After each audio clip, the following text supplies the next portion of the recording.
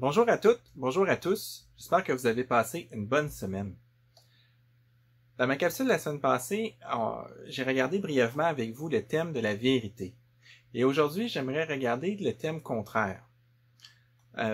C'est plus simple de parler de la vérité, mais c'est plus difficile de parler de son contraire parce qu'il y a plusieurs sortes de contraires à la vérité.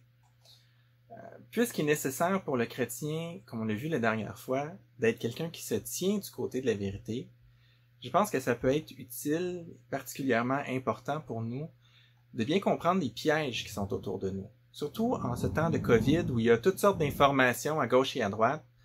C'est facile de partager de l'information et c'est facile que nos conversations se déroulent d'une façon où la vérité soit perdante. Si on me demandait, Jean-Philippe, rapidement, 77 fois 89.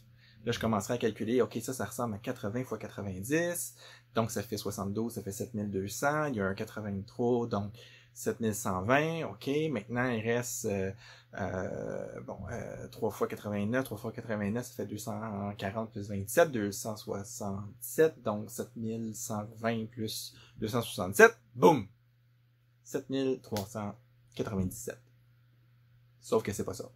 Ça donne pas ça. Ça donne 6853. Est-ce que j'ai menti? Non. Je me suis trompé. J'ai commis une erreur. Plusieurs erreurs de calcul, en fait, si vous avez suivi le raisonnement. L'erreur, c'est une première forme de non-vérité. Si je me trompe en affirmant quelque chose, eh bien, ce que je dis n'est pas vrai. Ça a l'air un peu banal de dire comme ça, mais bon, on commence avec les choses simples. Je peux me tromper pour toutes sortes de raisons. Maintenant, si on me demande la question, Jean-Philippe, 77 x 89, puis je réfléchis pas 3 secondes, puis je dis 3. Est-ce que je me trompe ou est-ce que je mens? Dans le fond, je donne une réponse que je sais pertinemment qui est pas la bonne.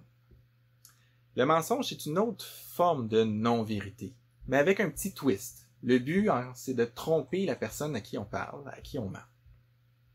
Il y a une intention de tromper. Et je vous apprends rien en disant que la Bible n'approuve pas le mensonge. En fait, Jésus fait plus que dire « ne mentez pas ». Jésus va vraiment plus loin dans Jean 8,44 alors qu'il répond aux chefs religieux qui cherchent toutes sortes de façons de l'accuser, de le piéger. Jésus leur dit « Vous avez pour père le diable et vous voulez accomplir les desseins de votre père. Il a été meurtrier dès le commencement et il ne s'est pas tenu dans la vérité. » Parce qu'il n'y a pas de vérité en lui. Lorsqu'il profère de mensonges, il parle de son fond, car il est menteur et le père du mensonge. C'est sérieux. Le diable est le père du mensonge. Et il y a ici un petit détail intéressant que Jésus nous donne. Il nous dit que le diable parle de son propre fond, basé sur lui-même, sur sa propre autorité. C'est là-dessus que Satan ment. C'est à partir de là que Satan ment. Il parle non pas de ce qui vient de Dieu, mais de ce qui vient d'une autre source, qui n'a rien de vrai, lui-même. C'est intéressant aussi de noter que Jésus continue un peu plus loin en disant, dans les versets suivants, « Mais moi, parce que je dis la vérité, vous ne me croyez pas. Qui de vous me convaincra de pécher? Qui de vous va montrer que j'ai péché? Celui qui est de Dieu écoute les paroles de Dieu. Et vous n'écoutez pas parce que vous n'êtes pas de Dieu. » Autrement dit, Jésus est en train de dire, c'est possible pour la vérité d'être dite, c'est possible pour la vérité d'être entendue, sans qu'elle soit reçue ou crue. Alors ici, on doit s'examiner. Est-ce qu'on est prêt à écouter la vérité? Je veux dire par là, est-ce qu'on est prêt à l'accepter? Si on n'est pas disposé à accepter la vérité, si peu importe c'est quoi la vérité, on va vouloir rester sur nos positions, ça révèle quelque chose sur notre cœur. Soyons pas trop vite à jeter la pierre aux chefs religieux. En quelque part, l'avertissement est fort, et l'avertissement se répète dans l'Épître aux Hébreux, dans les premiers chapitres de l'Apocalypse également. On doit s'attacher à la vérité. Et la seule chose que l'on peut savoir qui est vraie hors de tout doute, c'est ce qui découle d'une interprétation juste et saine des Écritures. Tout le reste est sujet à l'erreur et sujet au mensonge. Cela implique que nous devons, ce que nous croyons connaître, du monde, des gens qui nous entourent, de nos frères et sœurs, de nos voisins, tout ce que l'on croit connaître de ce qui est autour de nous, on doit être prêt à le remettre en question, surtout si ça ne dépend pas directement des Écritures. C'est ça. Tout ce qui ne découle pas directement de la parole de Dieu est bien interprété et sujet à l'erreur et au mensonge. Ça m'amène à vous parler de la médisance et de la calomnie. Deux petits amis qui souvent sont mélangés un pour l'autre. La médisance, c'est d'insister sur des choses vraies, mais sur les défauts ou sur les aspects négatifs de quelqu'un ou de quelque chose.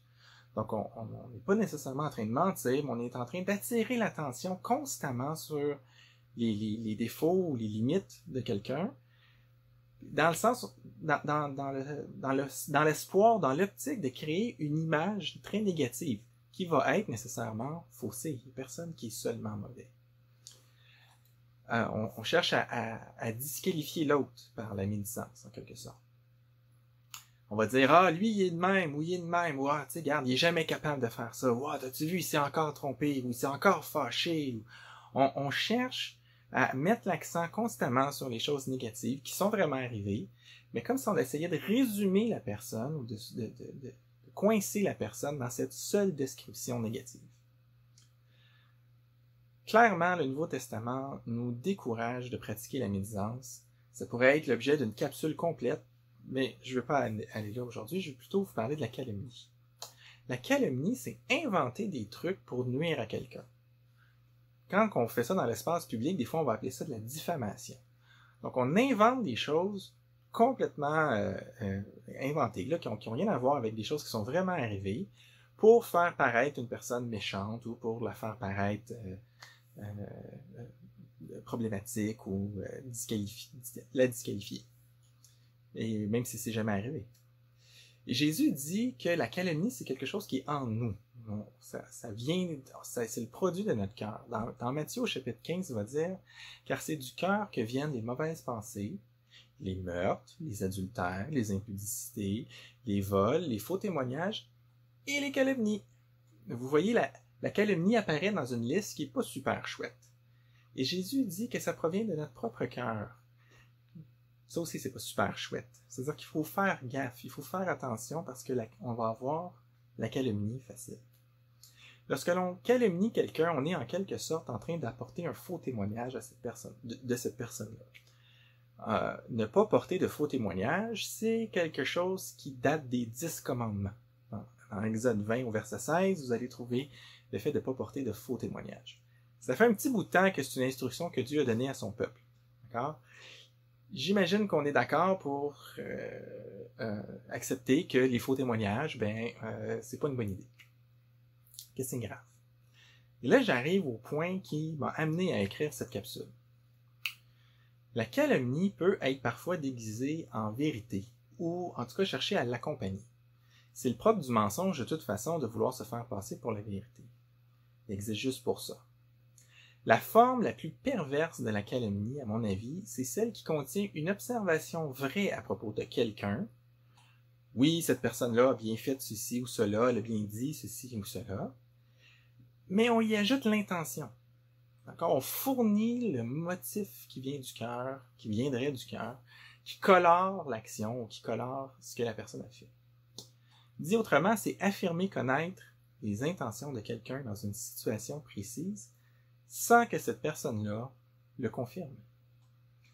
Porter des intentions mauvaises aux agissements des autres, c'est plus que de la présomption.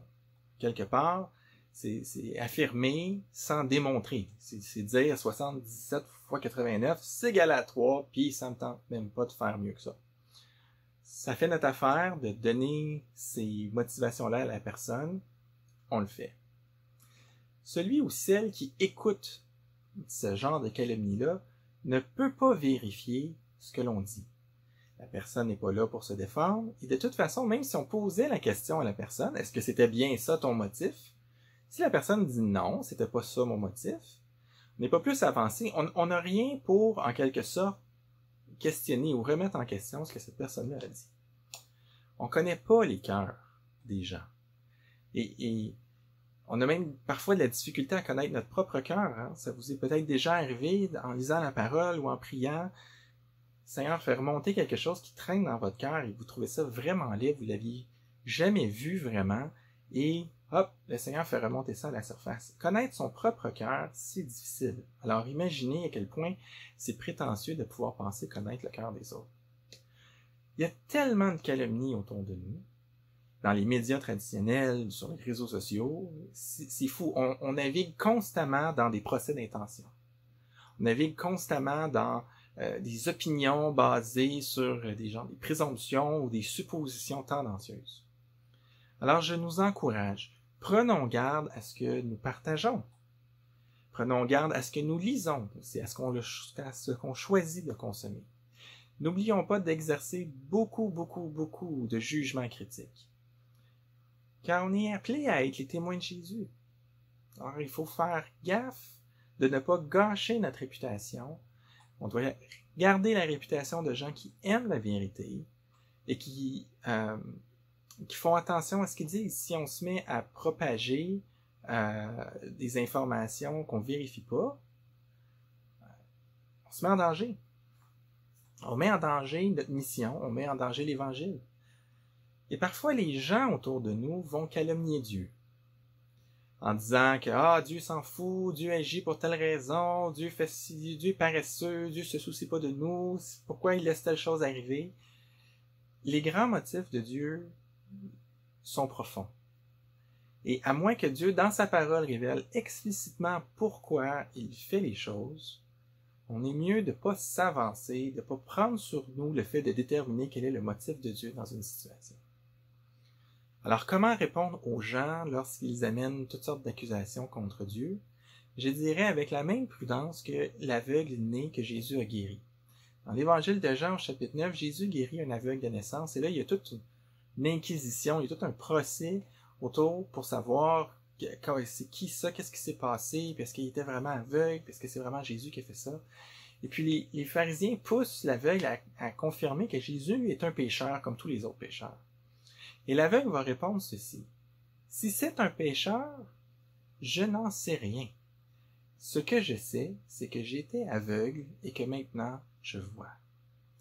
Les chrétiens, nous sommes tous des aveugles à qui le Seigneur a ouvert les yeux, à qui le Seigneur a rendu la vue. Parlons de ce que le Seigneur a fait dans notre propre vie. À quel point il nous a aimés, à quel point il nous transforme, à quel point tout ce qu'il fait en nous est par amour. Tranquillement mais sûrement, le Seigneur nous transforme.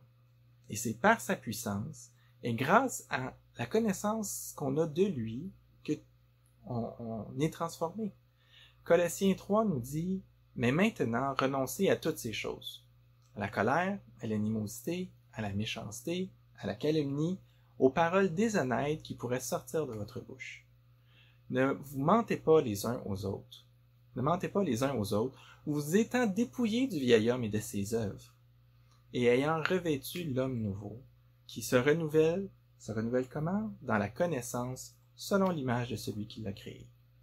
Alors encore une fois, je vous encourage à faire attention à ce qu'on partage, à faire attention aux informations que l'on retransmet, parce que ce que l'on veut, c'est de pouvoir préserver notre réputation de personnes qui sont attachées à la vérité, parce que Dieu, lui, est vrai, et il nous demande d'être des vrais témoins. Pour ça, je vous souhaite une bonne semaine, et que le Seigneur vous bénisse.